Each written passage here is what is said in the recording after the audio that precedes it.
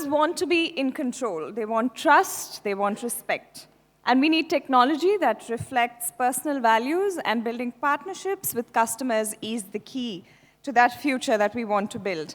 Now, nicely leading into that conversation that Mark just had is the leaders' discussion, which is about shaping the 20s, Future 2020, preparing for the hyperscale, speed, and connected era. Hear from two leaders who are trailblazers in their industries, retail and banking, on how they're preparing for the next era of tenfold technology change. Top priorities being talent, cost, and scale. To introduce the panel, I'm going to invite on stage the moderator, Sundar Subramanian, President, Global Delivery Emphasis. He is responsible for global delivery, starting with Emphasis' direct core businesses for the financial year 18. He has in-depth experience in the services industry with an outstanding track record in leading and growing small to large business units. He is a fan of Vedanta and Indian philosophy. He loves Carnatic music, and he's an absolute movie buff. He can watch any trash and still enjoy it. Ladies and gentlemen, please put your hands together and welcome Sundar on stage.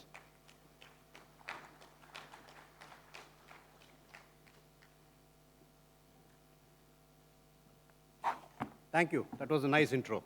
Thank you so much. Good morning. Good morning. Morning. So we thought,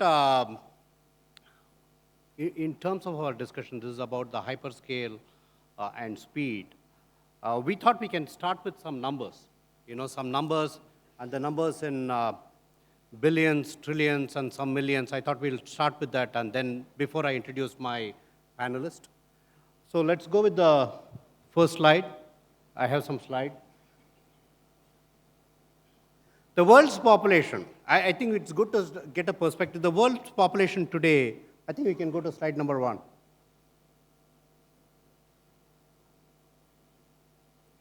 Oh, I should do this? Good to know. So world's population is at about 7.7 billion people at this point of time. And with that, we have 5.5 billion of them are people aged more than 14. And of that population, if you really look at that population, we have around 4 billion of them have smartphones, and 3.45 billion of them are fully online.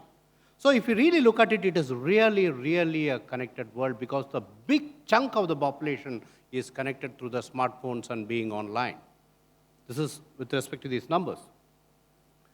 And if you look at the platform as a business model, I think she introduced me, that's why I told her that I like to watch movies. I'm a movie buff. I can watch trash, and I can watch trash any number of times in many different languages. And you really look at Netflix. Netflix is amazing here. Netflix has got totally around 167 million subscribers at this point of time. This is worldwide. They have a presence around 160 countries. And Netflix is a platform. And that platform has really helped us to proliferate and grow across the world, and such is their pervasive reach at this point of time. And Amazon Prime is catching up. There are a lot of other platforms that are coming up, but Netflix is the one that really started first. And just to give you a perspective about the numbers, it's growing at about 28%. At any point of time, daily, every day, 165 million hours are spent on Netflix across the world. And that is 19,000 years worth of TV and movies streamed every 24 hours.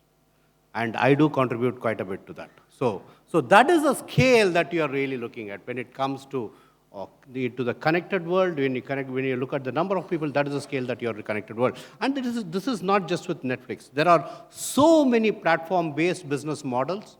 Your Facebook, Airbnb, Uber, WhatsApp, you just name it. There are YouTube, Instagram. There are so many platform-based business models today, and they are booming sheerly because of the model, the business model in which they are on. Another statistics, I said the initial thing is all about numbers. 7 out of the 10 top companies in the world, they have platform-based business models. Some have hybrid, but most of them are, just look at 10 years' time. 10 years before, it was not that way. In 10 years' time, we have seen a significant shift to the organizations that have a platform-based business model. And then the second one, the most important one, is the IoT, or the connected devices. You look at the proliferation of IoT, or the connected devices. In this year, 2020, we have 30 billion connected devices, and it is seeing an explosive growth. And the explosive growth in terms of, if you look at 2025, the current projection is going to be at about 75 billion devices that we'll see in the world. And IoT has also given rise to the new form of computing, edge computing, where we move the source of computing to the source of data. And that has really given this, so that is another thing. So if you really see, the numbers are really big numbers. And now we talk about Unilever. Unilever has been there for 90 plus years. And Unilever, if you really look at it, 2.5 billion people. That's why I told you we are going to talk about billions and trillions and millions today. 2.5 billion people use Unilever daily. You open your cupboard, you open your shelf, you walk into the kitchen, you are absolutely sure you are going to see one of those Unilever products in your home. It has got 400 plus brands. It is in 190 countries. That is the pervasiveness of that, and that is the market dominance of this product, of Unilever products. And every other household has at least one Unilever product, maybe more than that. This is the size of this organization, this iconic organization, and it has been there for 90 plus years and still growing. And I am really pleased to welcome Jane Miran, and she is the Chief Technology Advisor of Unilever, and she is also the Non-Executive Director of JP Morgan Securities PLC. Please give a big hand in welcoming her.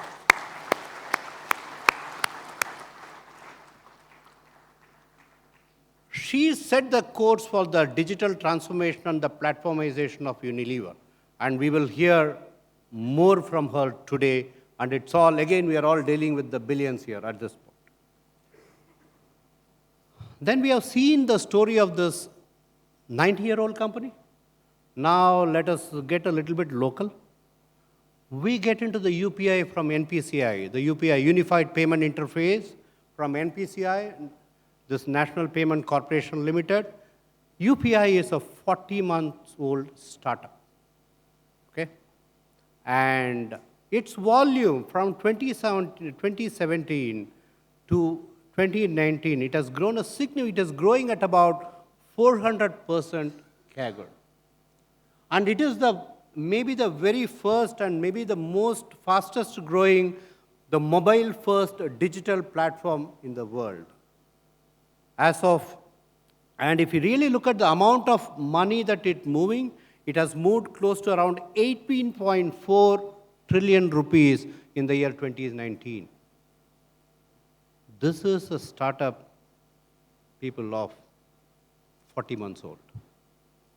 And in the January of 2020, 1.3 billion transactions went through it. And the amount of money that moved through this platform was 2.16 trillion rupees. It's massive, massive. I don't know what kind of startup. I really thought about it. We can call it as a startup that is in accelerated mode, but I think this is a startup that is on steroids, guys. It's amazing. Even we saw recently a Wall Street Journal talking about this. So this is a great story that has come from India. And please feel free, please invite Ravina Rai, who is the COO of the National Payments Corporation India, and who is instrumental for this growth.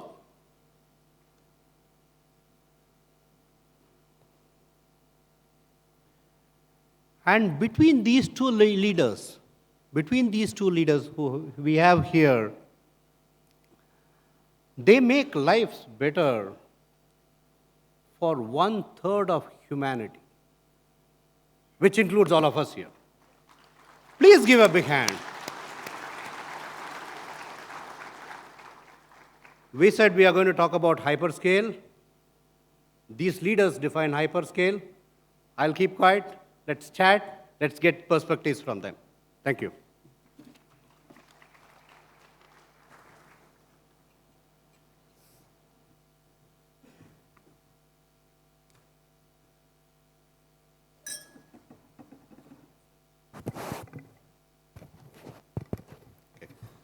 So we have a set of questions now, and we will go through that. And please feel free to share insights, and even if you think that we should cover something else, please feel free to chime in. And we do have some time for the Q&A from the audience, so we'll also cover that. One thing is that very special thanks to Praveena, because her throat is bad, and she wanted to make sure that she wanted to be here. That's why she is here. So big thanks to you, Praveena. Thank you. Hopefully the warm water will help me. Yeah, warm water, yeah, exactly. We'll keep giving you warm water. Okay, the first question, right, we talked about platformization. You know, Netflix is a platform, and UPI is a platform. There are platforms in Unilever, for example, My Kirana and Shrikal, these are all platforms. Can we really talk about some technology principles in managing a large organization? This question is for you, Jay. Yeah, large no. organization. Yeah. How do you balance this digital with the legacy you're dealing with? Please, can you talk about it? It's such a good question, Sunar. You know, for everybody out here, and I love being at these events surrounded by technologists, because you guys all understand the dilemma. You know, we're asked to be digital, but we all are working for big companies, and very few companies are born digital. And so we have this legacy that we need to balance with what we're delivering, right? And Unilever is no different. It's a big company. We operate in over 190 countries, and we have a lot of technology. And I'm going to do a shout out because we've got 3 senior Unilever technologists here, Anish, Sophia, and Suhas. And these guys have really been helping to drive this technology vision. And what is it? You know, I've been at Unilever for 5 years. When I got here, lots of great technology, but we managed mostly like technology projects. And over the last 5 years, we've really sort of reorganized our technology footprint around platforms. And what is a platform? We think of a platform as an interconnected set of capabilities that deliver a business benefit to our organization. So we have supply chain platform, we have a marketing platform, you know, we have a data platform. And further, we've aligned these platforms with the big tech providers. And I can talk a little bit more about that. So like our marketing platform, we use Adobe. Our data platform is Microsoft Azure. Our big ERP system and manufacturing order to cash is SAP. And I think in all of this, if you really want to innovate on digital, you need to get the basics right. And you need to actually, some of the systems that we have are 20, 25 years old, and they're actually good products. You know, and so you need to balance that and getting the, you know, ITIL best practices, governance around your estate. And if that is right, then you can start to build out your digital assets. And at Unilever, we took this approach to move to DevOps and agile ways of working, which has hugely benefited us. We use it on our legacy systems, and we use it for all of our new digital assets.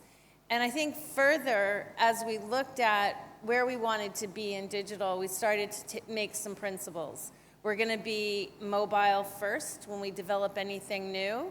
We're going to be a cloud-only environment for anything new.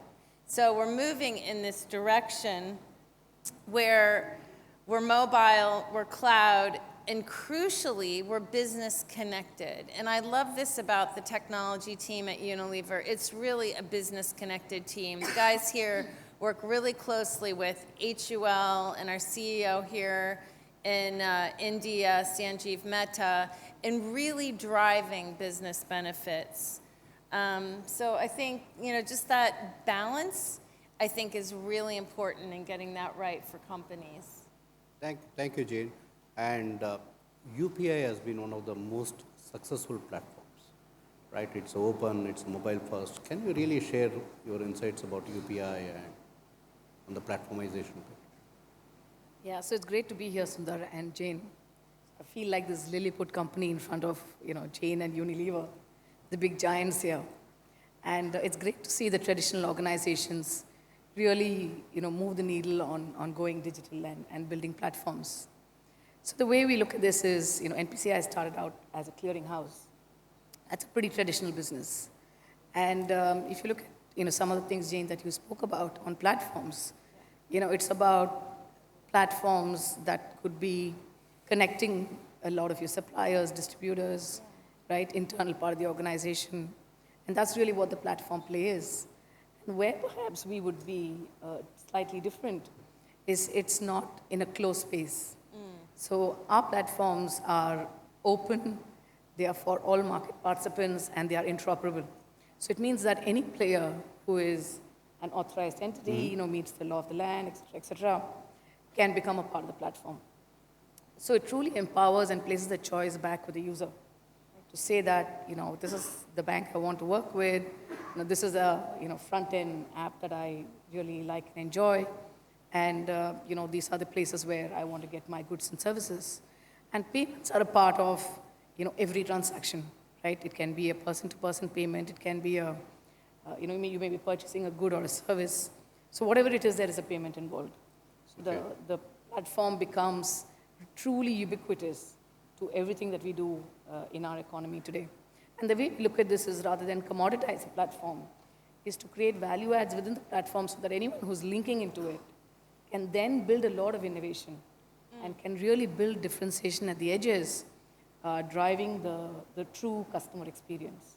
So the platform enables and powers the customer experience to really leaves it to players in the ecosystem to then design and deliver that to users. Terrific.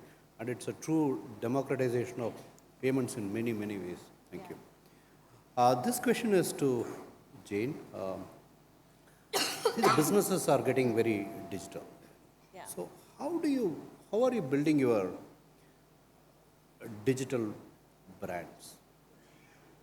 It's such a good question. We can have a philosophical discussion of the word digital. I've been working in technology for 30 years, and I feel like I was digital 30 years ago.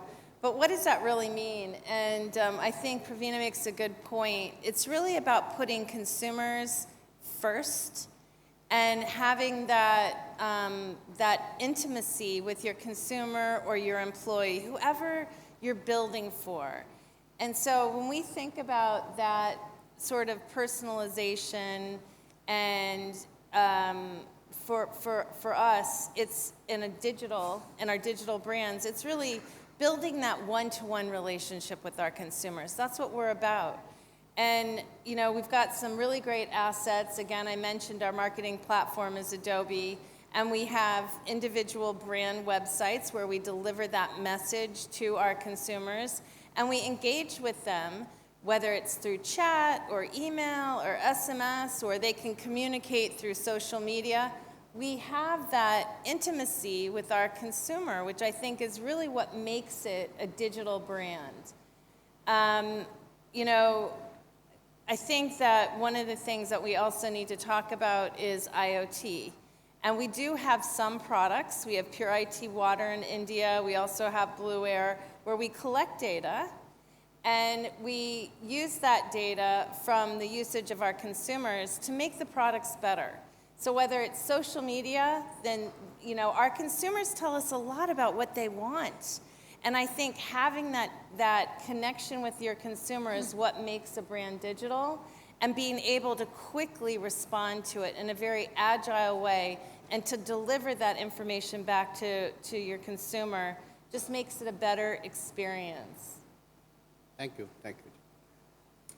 When people talk about digital, the consumer comes first, and then the marketing comes. All the front-end stuff really come, right? Yeah.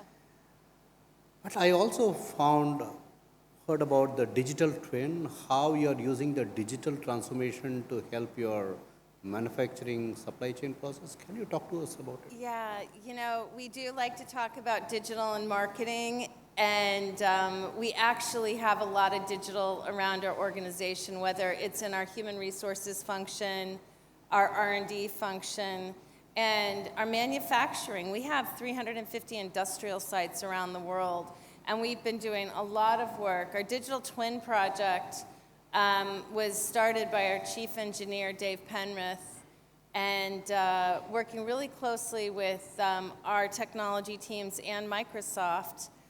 We built IoT devices, we put them in the factory, and they're sensors, and basically what we're doing is we're creating a virtual model of a physical environment. And why is that important? It's allowing us, we started in our soap factories, and it allows us to have better quality control over the process. The sensors are detecting things like moisture in the air. And so depending on that, we can react very quickly to anomalies in the factory. Further, by putting sensors and creating these digital twins, we can predict maintenance on those lines and actually proactively fix things on the lines remotely because we've got this digital twin. So not only does it improve the quality of the product, but it's also now making it more efficient for us to manage our factory lines. And so we're rolling this technology out. It's in about 40 factories today, and we've got further plans to roll out for the future. But really exciting opportunity for us. That's a great point you make, Jane, because as you're speaking, I realize that while we build our platform like UPI on a mobile-first framework, we're increasingly thinking of what we need to do to go mobility first. Yeah. And I think mobility is not just mobility as in vehicles or people being mobile, but the whole space of IoT. Yeah. And how all of that could really, how payment links back to that need which is there. It could be on the shop floor or your supply chain or whatever. So that's a great point there. The next one, maybe Pravina, you can add to whatever you say. So with the kind of growth that you have seen, it is growing significantly. This UPI, its adoption is growing significantly. How do you manage the scale? Because India, it's all about numbers, right? So how do you manage scale? So I think all the examples you showed us, when you started off, were all about scale and numbers. And we like to look at best practices that are happening globally. Okay. There. But having said that, yes, I think being able to deliver scale for micropayments, right? Because this is not about, it's not high ticket size necessarily. You could be talking of a 500 rupee transaction, a 5,000 rupee transaction, maybe once in a while a 50,000 rupee transaction. But the focus that we have is really to ensure that we are able to scale up at economy. So today we are looking at 1 billion transactions a day, and let's say 500,000 transactions per second in terms of the kind of performance load our systems take on. We are clearly telling ourselves that we need to be prepared for 10x, 100x, maybe even 1,000x. And it's a balance between, do we make all that investment today, or we just architect for today? And we bring in the scale as and when it's required. And I'm sure Jane and the other technologists in the room know much better. It's not about just putting more dollars and sort of more performance power, because then there's no end. You need to find that inflection point where the economies truly start kicking in. There are a few other things that we do for economy. So we go open source very, very heavily. Yeah. So which means that we tend to own and build a lot of what we do. It certainly helps keep your licensing and various other costs a lot more under control. It gives you more, it gives you the ability to be faster to market, to be more agile. And a lot of about this whole scale is not just on the technology front, it's also on the people front. I think we can talk about that a little later in the conversation, but for the organization to be ready to mentally believe that we can deliver to that scale and deliver to that scale at the quality and performance that is expected is also very, very important. The bigger part is also taking the whole ecosystem along. We spoke about the platform model, and it is the power of the network that really works for a platform like UPI. So which means that every participant in the network needs to be able to support that scale. And we do it by, sharing a lot of sort of architectural thoughts, solutions, continuous engagement. And because everyone believes in this and is, willing to do what it takes, that it really works. But clearly, I think there's no better forum than this. But if you look at banks, core banking system is still, a bit more traditionally modeled. And that could have been okay when we were looking at an NEFT or, more, regular traditional payment modes. As we are moving into 24/7, micropayments, billion transactions, clearly the architectures need to change so that there is that very, very resilient, strong, where the bank really operates at the core banking level, and then everything that you need to drive this whole micropayment infrastructure. So all the big players, the likes of Infosys or TCS or Oracle, so I can certainly call out to all of them to help us out on this count. Thank you. I think you answered a couple of questions I had on that. If I can just pick up on a couple of things that Tina just said.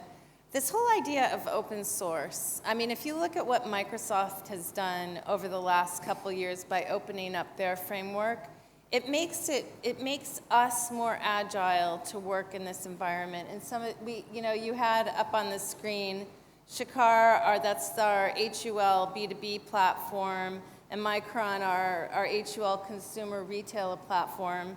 Suhas is here, his team developed this, and they did it in 3 months.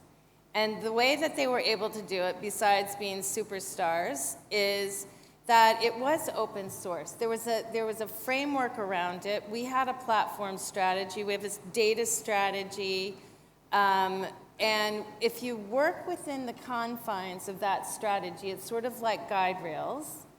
Then, between the UPI model, so that was a big enabler for us, and it benefits customers, right? It's a huge benefit for the customers. It's a benefit for Unilever. That whole payment processing is now automated. Right. So I think that's something to point out. The other thing I wanted to just touch on is we talk a lot about the data and having these one-to-one relationships. And I think that central to this is making sure that we've got data privacy. At our company, at Unilever, data privacy is #1 in terms of design standards. We want to make sure that consumer data is safeguarded. And so having these proper frameworks, working closely with government, working closely with the big companies like Microsoft and SAP and Adobe, Salesforce is another company we work very closely with.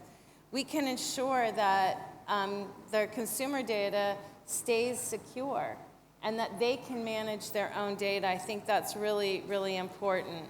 So, I think the key to being digital is about what you're saying. It's having these platforms, but also having this open source framework. It allows the development community to really participate. It allows consumers to participate on what they want. I think it's really powerful, and we're getting a lot of feedback from our customers in terms of what they'd like to have. Just one thing which I think you touched on some topics we had here. One is that with a lot of marketing campaigns and all the campaign lead time is getting much shorter. So how do you quickly jumpstart? Yeah, I think that's our platform strategy. So, again, we have this platform that we're using. We are working very closely with Adobe.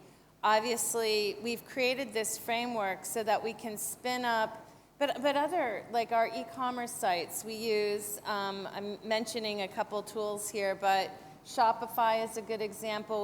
We work with a company called Magento. In all these tools, we create a framework. So that's part of the strategy. And if you can imagine that we create this sort of template, which is 80%, which is all the embedded sort of Unilever type features and functions, plus security, plus data privacy, plus all the really important things to keep the platform safe and secure. Then we turn that over to our brand community, to our divisions, and allow them access so that they can create their own instance. So imagine 80% essentially is done. They add the sort of really, really cool content that they're known for in marketing that allows them to be fast, but in this framework that we've created so that we know that our websites and any of our e-commerce sites are safe and secure. So we have that in place. It allows us to have some element of self-service, if you will.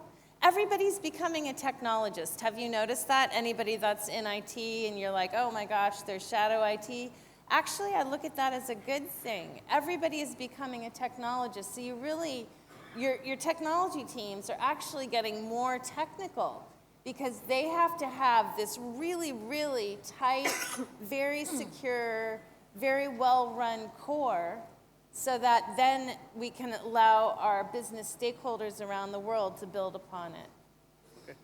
So that's very interesting. That leads us to the people factor, which I think both of you, it's for both of you. How do you really manage to keep that the employees are updated, upgraded, multi-skilled?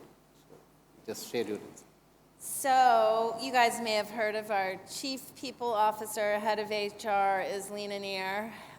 Leena is from India, and she is a big believer in digital. She's also a big believer in learning and e-learning. So empowering our people within the organization is super important. We spend a lot of time and effort on training our employees, providing that education. I know in technology we run all types of courses internally. You can subscribe, you can get certifications. That, I think, because things are changing so fast, when you put those slides up and you think, oh my gosh, what else is going to be new?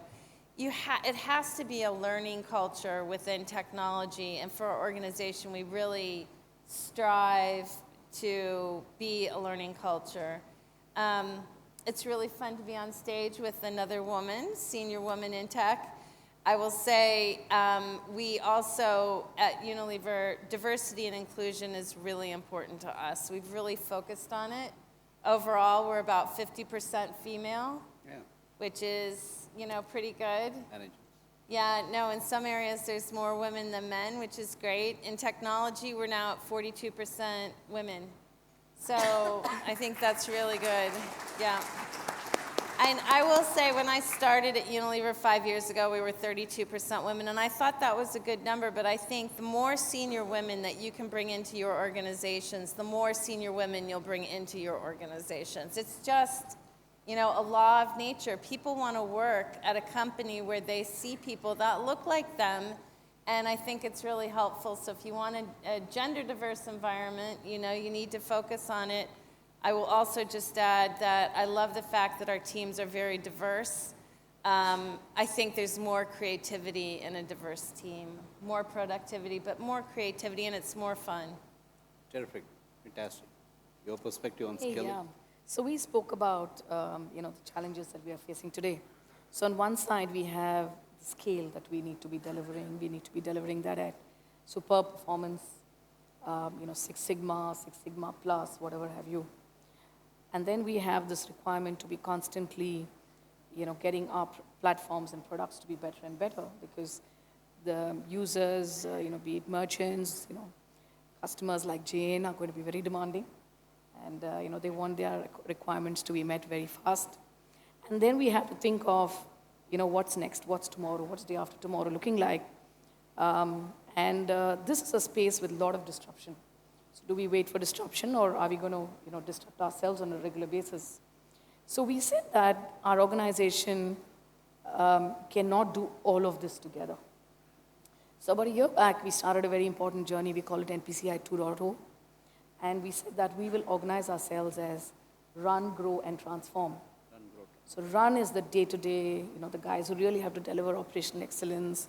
In a manufacturing world, that would be, all your Kaizen and, your fantastic quality. We bring that into service and say, how can we be, with zero downtime and, zero delays and zero defects and whatever have you. Of course, zero is a rallying cry more than a metric, but you get the point, right? So that's one part of the organization, that's run. And then we have grow, which is how do we take our products of today and sort of, really keep building on that. And the kind of skills we realize that we need to give our people there are very different. So that's about how to, go agile. We've recently started adopting design thinking in a very big way to ensure that UPI is not a one-off, right? So we've got to need many more of these UPIs. And for us, it's not about just having a multifunctional team internally. Having this team include people from the ecosystem.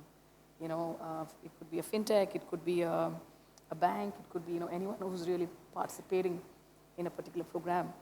So there is that whole space of grow and the skills we need there, kind of people we need, what do we invest in our own development. And then the transform, is where we've actually set up an innovation lab. We've announced something we call the API Accelerator that allows any fintech to come into a hub, connect into our products, play around with it, experiment with it, and really, develop whatever they want with it, which can become the next big thing, in the market later. Fantastic. So, this journey has been a very important part of this whole scaling and platform model for us. Terrific. Thank you. And I think both companies are using the startup ecosystem in a big way. I think it's fantastic. I think she says stop, and maybe one or two questions from the audience, if there are any. Otherwise,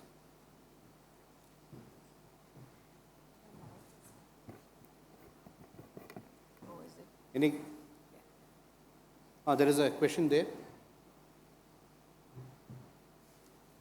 There's a question there.